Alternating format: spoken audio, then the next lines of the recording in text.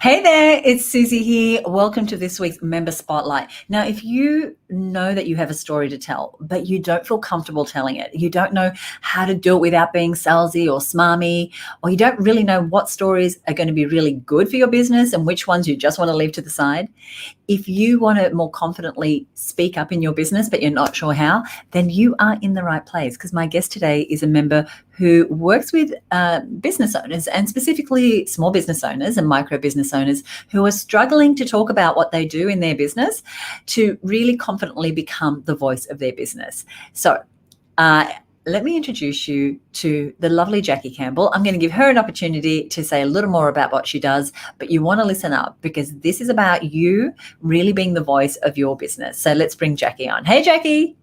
Good morning. How are you? I'm really, really well. I'm very excited for this conversation because I know personally I have stories to tell. I don't always recognize that if it's a good story or a bad story, and talking about ourselves can be icky and uncomfortable at the best of times. But what you do is help make that a whole lot easier. So let's kick off by having you tell us a little bit who you are, what you do, how you serve your clients. Sure.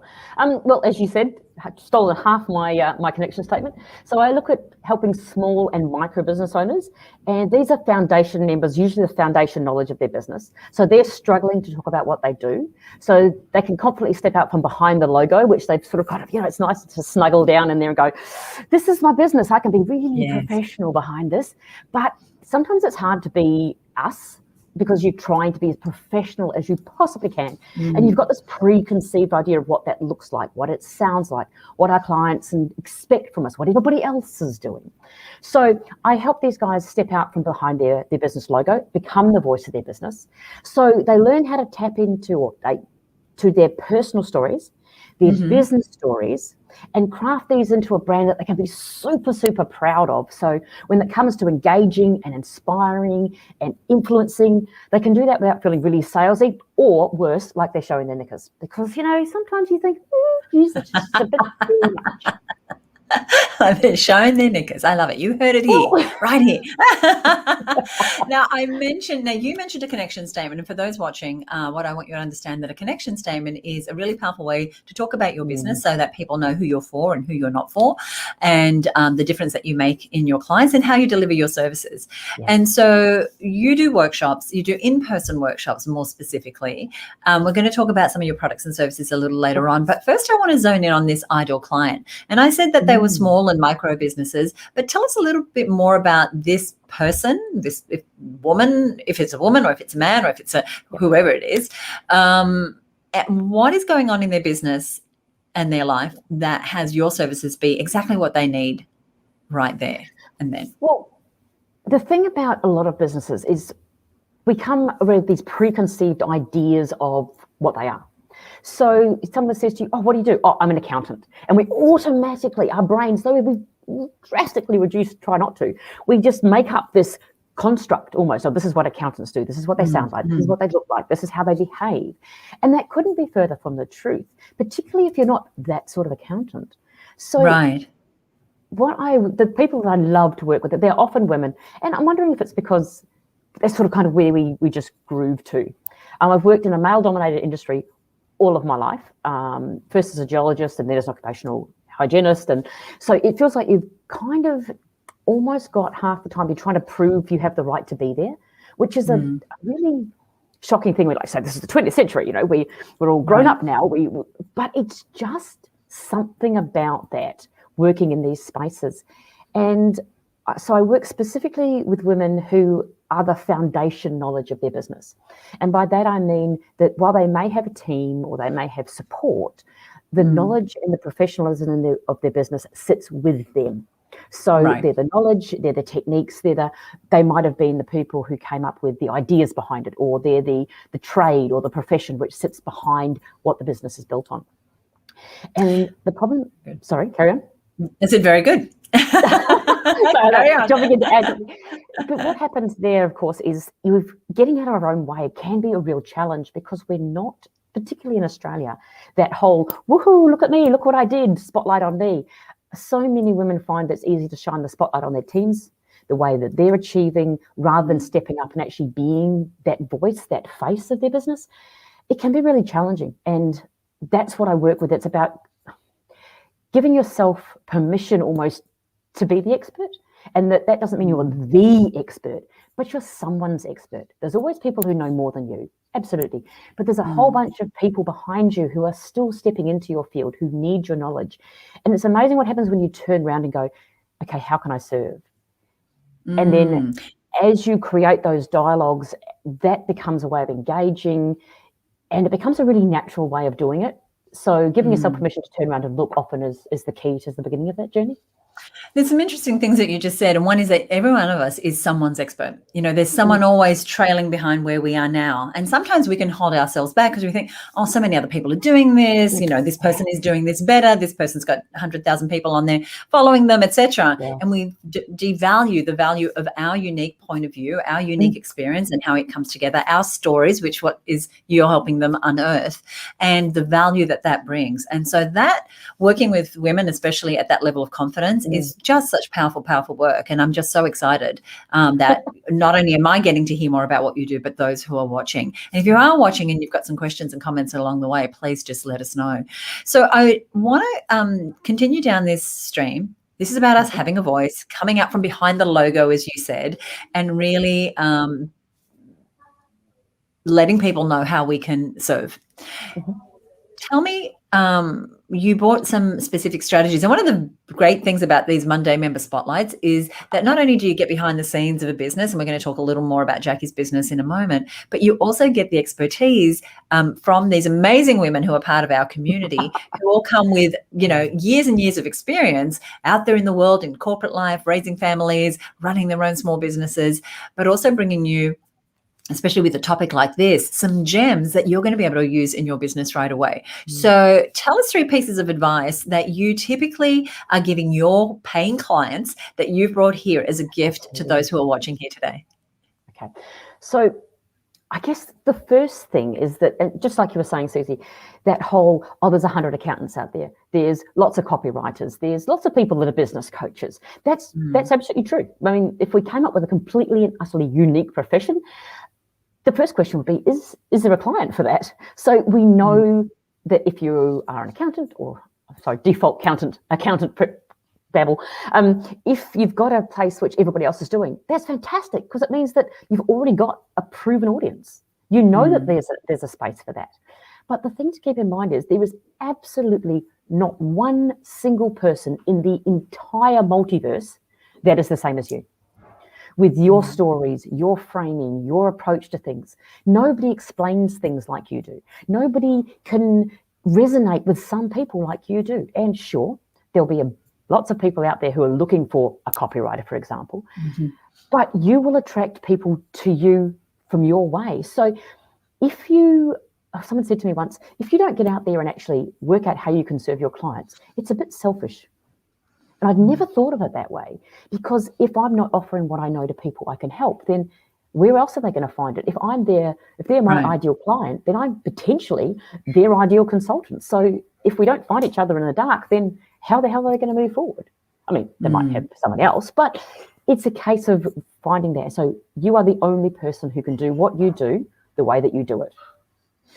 And I really want people to hear that. You really are the only person.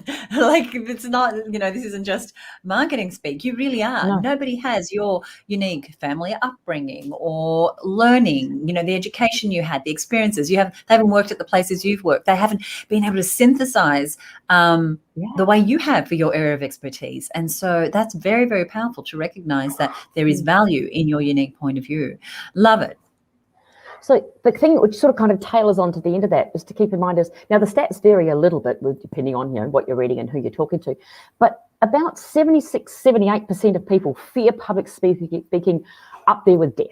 So if you're getting out and actually having the conversations with your client, even as small as standing up in front of a network meeting, most people can't even imagine doing what you're doing. So they're already on your side.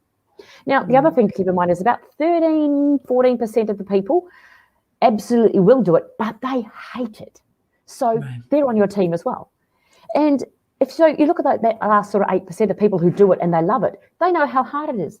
They're already on your team. leaving the 3%. And let's face it, those 3%, you can't win everybody. So get out there and do it. Get out of your own way, know that you are holding the space, and then just get on with it, because people need to hear what you're going to say.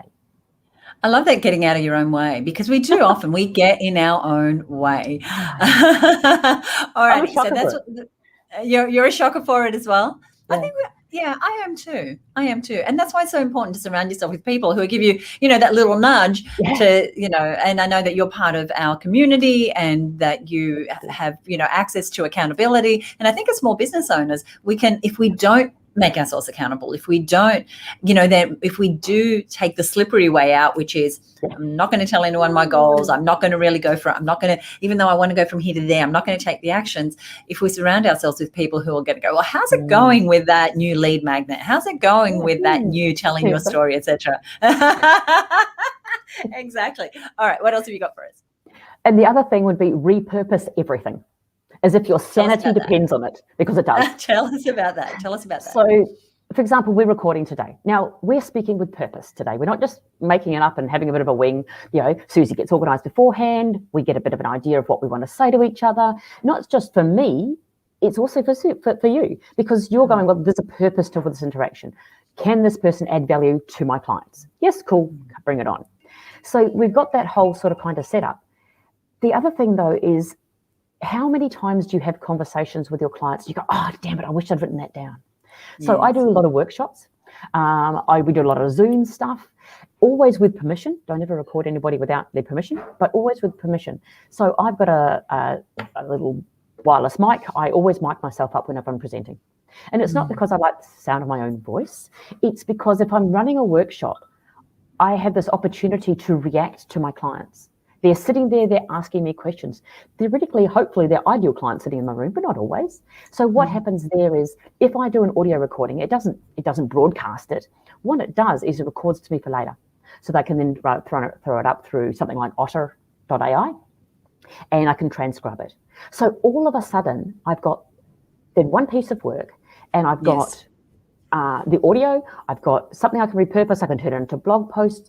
But more importantly than that, I've also got my ideal client asking me questions in their language, which means that when I go to write copy or to do anything else, I'm not guessing whether they use the word acronym or shortening or whatever else. I know, because they told me, and I hadn't had to remember it because I've got it recorded. So rather than guess that language, you can then repurpose that, but also use it to influence how you're interacting with further conversations. What worked well, what didn't. So again, and if you have the opportunity, throw the video camera on. You can get little shorts, little snippets, but always with permission. That would be my repurpose. I'm manic repurposer. You manic repurposer. Great. So we've had a look at, no one knows what you do better than you do. You are the best salesperson for your work. Absolutely. And also repurposing everything. And I really want to echo that repurposing, because we've got so many things. If we can take one piece of something and make it into more things, then all the better. And using your client's language, this is something I am passionate about. And so that's why you'll find me often inside the HerBusiness Network asking questions, doing polls or surveys, especially when I'm about to release a new something, a new lead magnet, a new challenge, a new blog, whatever it is, a new webinar. I will ask questions, because people, your ideal clients, will give you language that is so much better than any marketing copy you could write yourself. But you have to be proactive about, one, taking that and then repurposing it. Alrighty, very good. What else have you got? And the third thing, which is also becomes the byline of my business, is be the voice, not the echo. Okay, so what does that mean? Tell us what that means.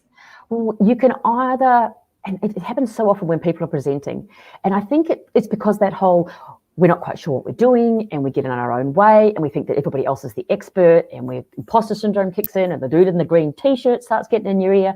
Everything goes a bit crazy. So we research like a mad thing, and then we try and turn that into something which might sort of kind of sound like us. We don't give ourselves permission, again, back to that permission thing, to have an opinion. And I see that a lot when I'm working with clients very early on, is they write the full detailed script, every single word, and then they have to present it that way because that's the only thing they can do at the time. And that's absolutely fine at the beginning of your journey. But you tend to end up with a huge amount of research and everything being piled in there. And then, God forbid, that someone asks you a question. Your brain goes, oh my goodness, okay, what's the right answer to this? So people answer with what they expect people to be expecting them to say, as opposed to perhaps being a little bit braver and having an opinion. So that's what I mean by be the voice, not the echo. You know what you're doing. You know your clients. You know your stories. You know your unique perspective. Just let it out there. And what is the absolute worst thing that can happen is people always think about it. It's like, oh, but people might not like me. But people might, it's like, you know what? They might. It might resonate with that one person. And there's a lovely little, and I'm not even sure where it came from, but the quote is to remember your story may be the key that unlocks somebody else's prison. So what you've been through, how you're choosing to say, I'm not saying, start with a once upon a time, a long time ago, I was born, and the whole rhetoric.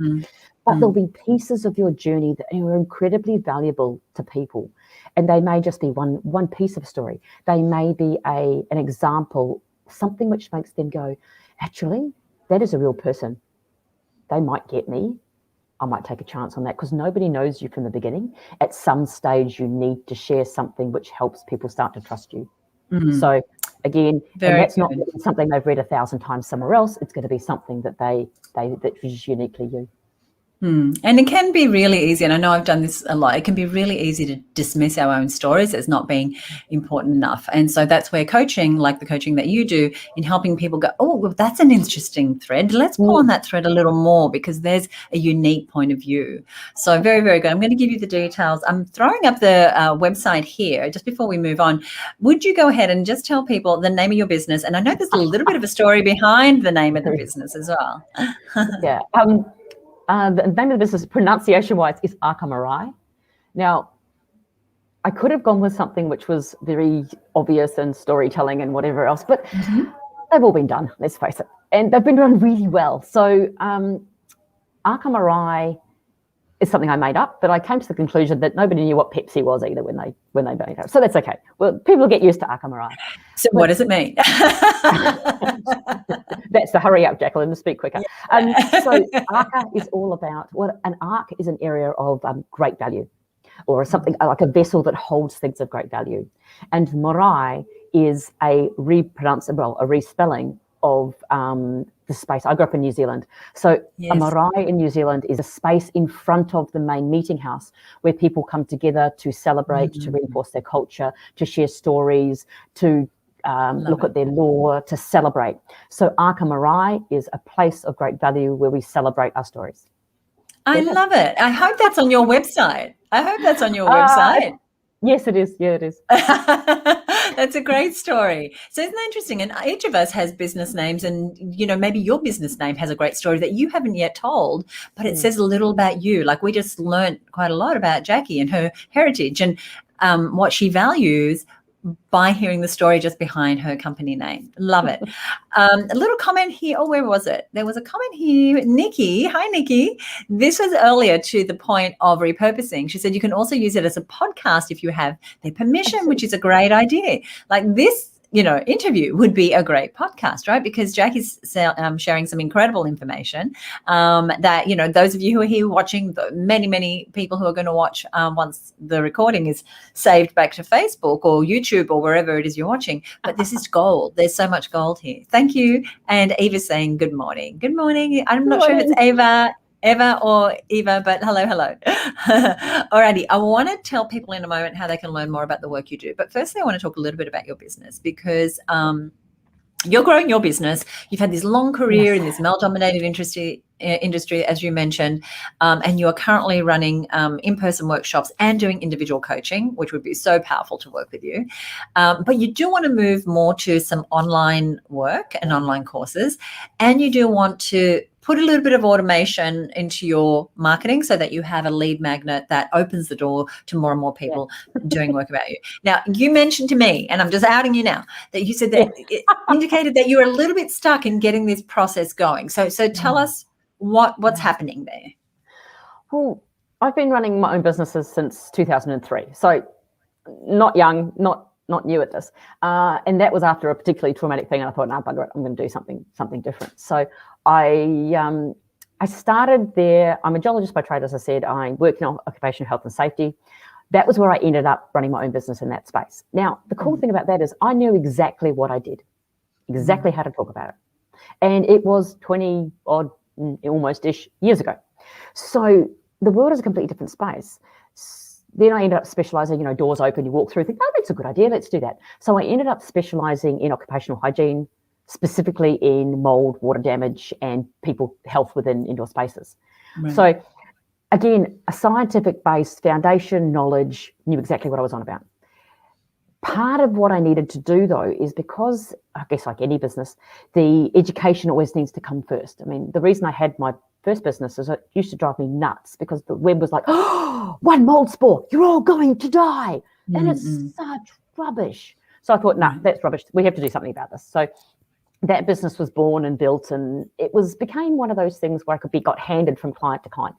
Very lazy business owner because I never had to generate leads. I got to that point and I just got handed around, which is brilliant. But when it comes to suddenly realizing that you're going to do something completely different, like I'm doing with Arca Morai, I'm using all of the skills that I learnt to build other business as far as how I need to speak about it.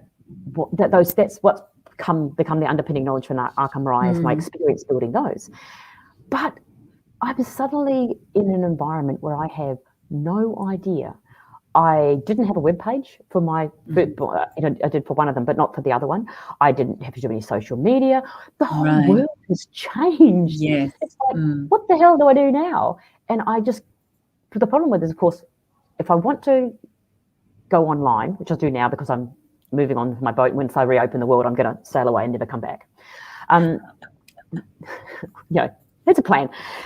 But to do that, I've got to create a list. To do a list, I've got to create a magnet. So an email list, just for one more, just so we understand the language, that's okay. So when you're talking about a list, you're talking about creating an email list, which yes, absolutely. You want to have a list of people that you can reach out to without paying for Facebook ads, whenever you want, dropping right into their inbox. And you're saying in order to build an email list, you need to create a lead magnet, which is a way to get people to give you their email address in the first place. And a lead magnet can be, just again, for those watching who might be new to this, it can be a PDF download. It can be a free webinar. It could be a free trial of something. There are many, many ways that we teach people to create lead magnets, but it's a bit of a task, right? You have to create it and And this is a perfect example of what Susie does, what she does, and I do what I do. See, different skill sets. But that's why we're part of the same network, so that we can support each other and guide each other to those things. Because I know that you can help women inside of our network around speaking up more about who they are and telling their stories, which is so powerful. And what we can help with is guiding you towards, okay, great. So how do you even start thinking about building your email list? And if you are watching and you have a business, I want you to start working on your email list. It is one of the most powerful assets that you can own. And it's a way to be in front of your clients on a regular basis, telling your stories, showing them the value you bring, and then creating a lead magnet. Again, I think people can overcomplicate it, but the idea is that you want to have something that people will give you their email address for. Right now, none of us really wants to hand across our email address, so it needs to be pretty compelling. And so you really want to understand what the problem is that client is facing, and creating something, Jackie, that answers a question that they have very quickly, very easily. But here is my secret sauce around lead magnets. That the moment someone takes your lead magnet, downloads it, fills out the form, asks for the 20% off coupon on your e-commerce or whatever it is that you do, it's what happens right there at that point and onwards that really matters, even more than the thing that they just got from you. Because now you're in communication. Now you have their attention. Now you want to be making your offer. And so when we're looking at creating a lead magnet or an email list, what we want to start with is the end in mind. What is it that I ultimately want to sell? Is it an online workshop? Is it an in-person workshop? And then what are the fewest steps that someone can take from finding out who I am to considering me a solution to actually buying? And so you don't need any more lead magnets than you need. You don't need any more steps in the process than you need. And so it's really about breaking it down. And we actually have a lot of resources inside of our library that I can point you to, Jackie, to get you there. But I know what it's like. It's like you said, you come from a world where you knew everything. You knew it backwards. And anytime we step into a different way of doing business, or technology changes, or our ideal client changes, or we're in lockdown or whatever, we need to make that change. And first place we make it is up here. And then the next place is getting the education and the resources and the accountability to do that. So, Because having the conversation is not the issue.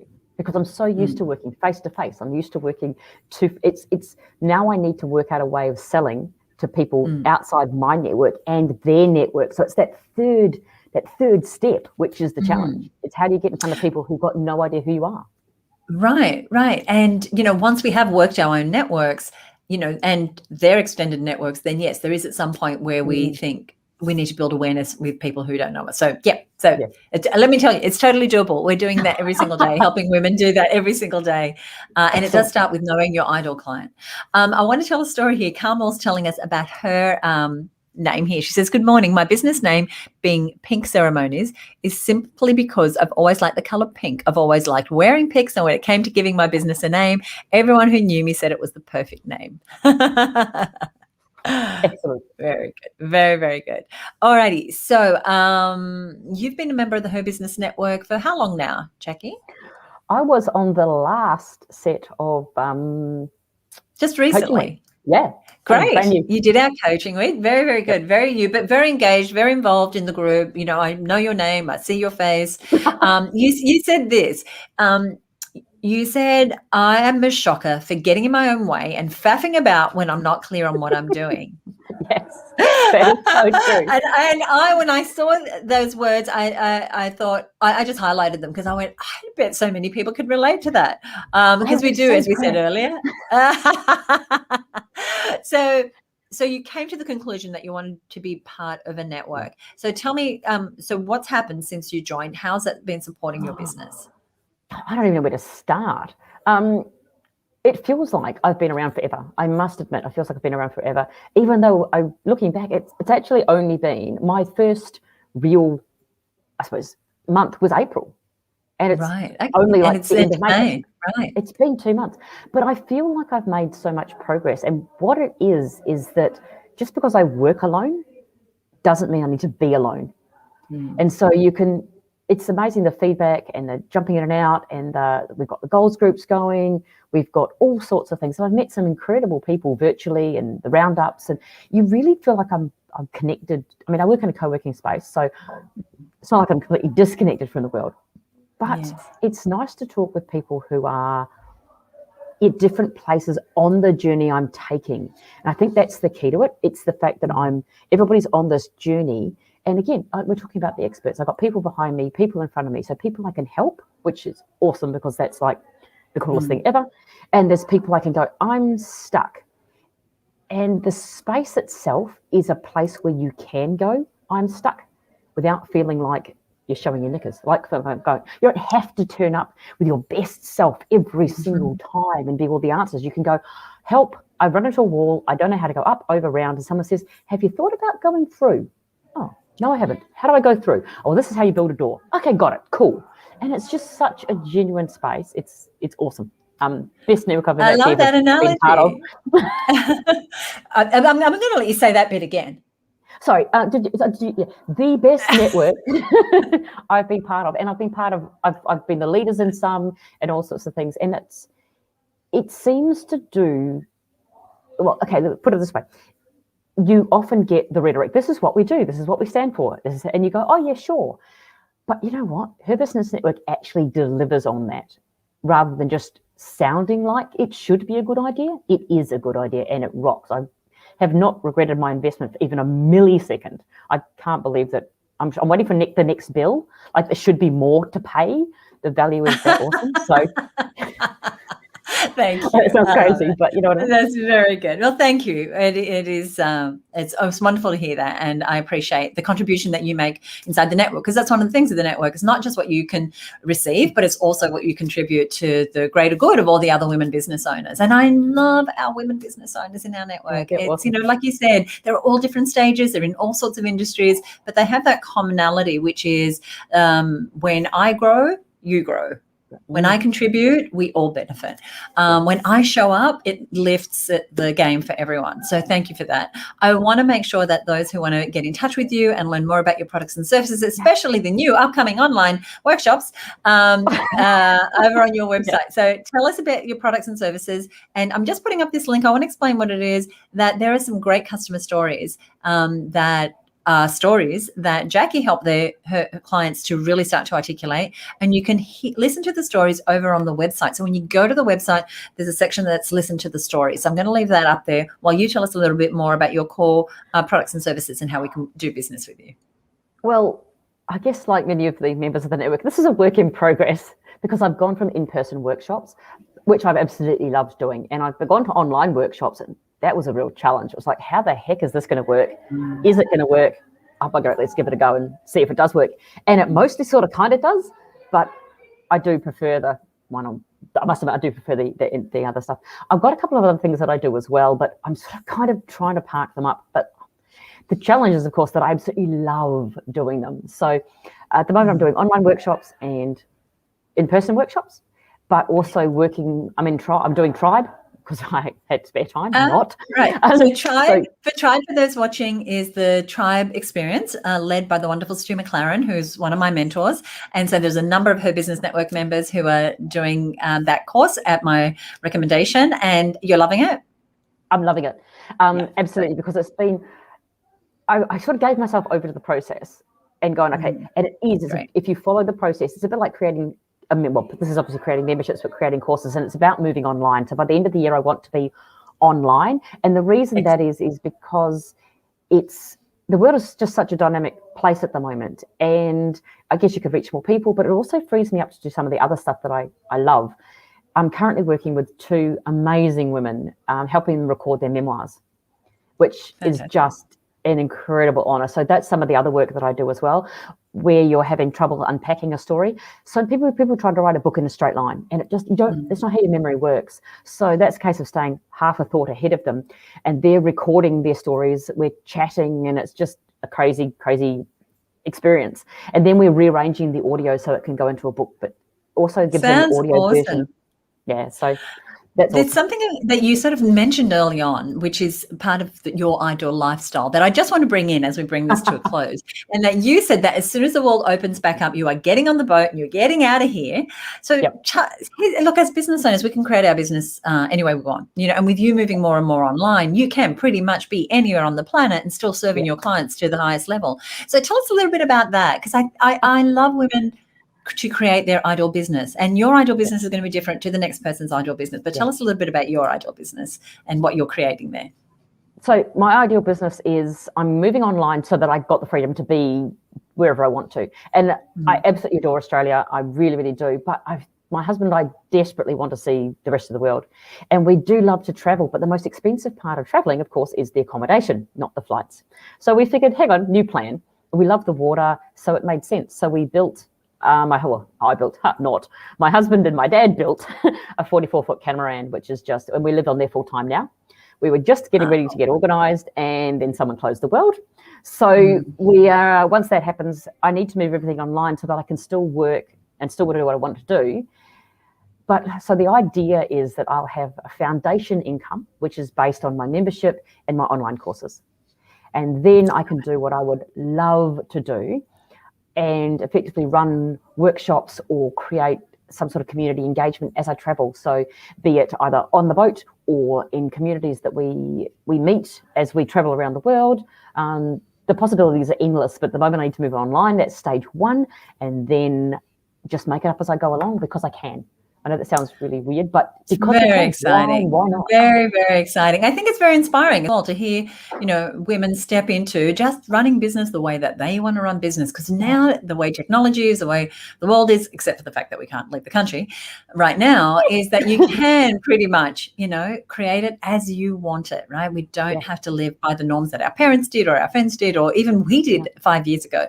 It's all really changed. I want to thank you so much for being here. I want to thank you so much for sharing your expertise. Is there anything you'd like to leave us with?